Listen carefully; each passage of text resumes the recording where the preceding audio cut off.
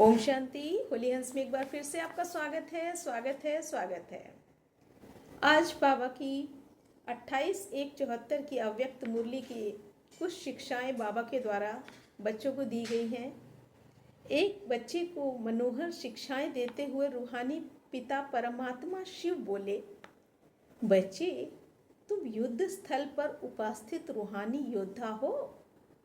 फिर कहीं योद्धापन भूल अपनी सहज सुखाली जीवन बिताते हुए अपने जीवन के प्रति साधन और संपत्ति लगाते हुए समय व्यतीत तो नहीं कर रहे हो। जैसे वॉरियर को धुन लगी ही रहती है विजय प्राप्त करने की, क्या ऐसी मायाजीत बनने की लगन अग्नि की तरह प्रज्वलित है? बच्चे, अब आपके सामने सेवा का फल साधनों के रूप में और महिमा के रूप में प्राप्त होने का समय है।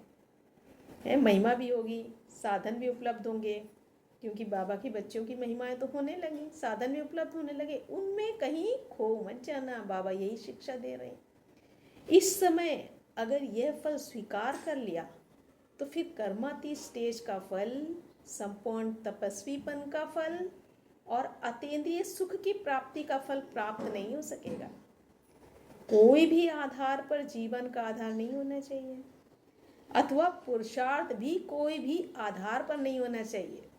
गीत बजे तो मेरा योग लगे, दीदी मुरली सुनाए तब मैं सुनूं, तभी मुझे समझ में आएगी, नहीं। इससे योग बल की शक्ति के प्रयोग में कमी हो जाती है, और जितना ही योग बल की शक्ति का प्रयोग नहीं करते हैं उतनी ही वह शक्ति बढ़ती नहीं है। योग बल अभ्यास से बढ़ता जरूर है।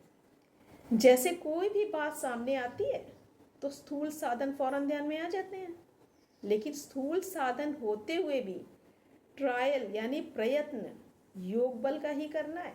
अच्छा, तो बाबा ने आज यही शिक्षा दी है कि हमें महिमा भी मिलेगी और हमें साधन भी मिलेंगे, लेकिन उन साधनों में विलुप्त होकर, उन महिमा में विलुप्त होकर हम अपनी कई साधना को न भूल जाएं।